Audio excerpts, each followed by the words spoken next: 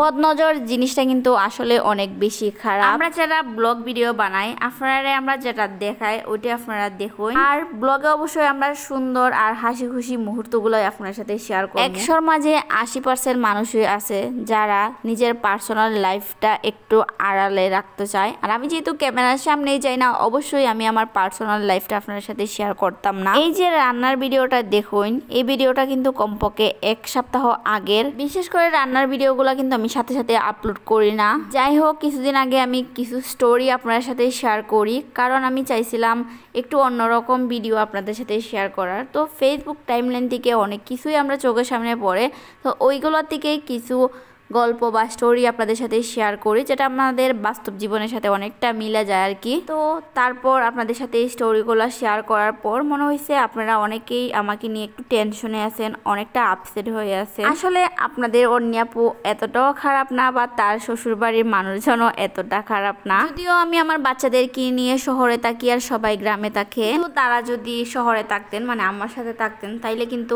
আমার জন্য অনেকটা বেশি সুবিধা হইতো।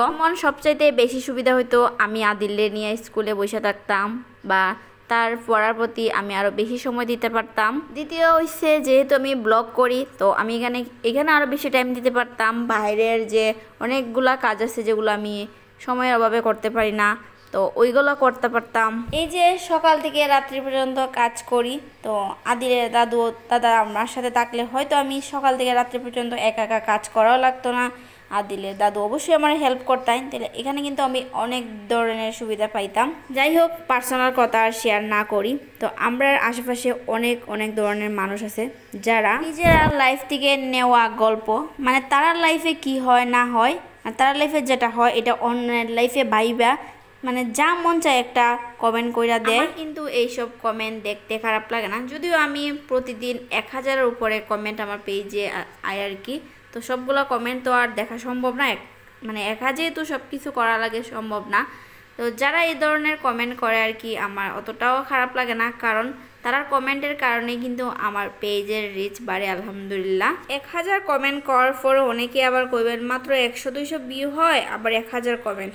আসলে আপনারা যে পোস্টগুলো দেখতেছেন এটা আমার প্রতিদিনের পোস্ট। তো একটা পোস্ট বা ভিডিও আপলোড করার 1 মাস 2 মাস পর ওইটার কমেন্ট বক্সগুলো একটু চেক করেন, তাইলে বুঝতে পারবেন। যেহেতু আমি লং টাইম মানে অনেক দিন আগ থেকে পেজে কাজ করতেছি, তো আমি তো অনেকগুলো ভিডিও আপলোড করতেছি। কোনো দিন প্রায় 10টা ভিডিও আপলোড হয়, কোনো দিন 5টাও।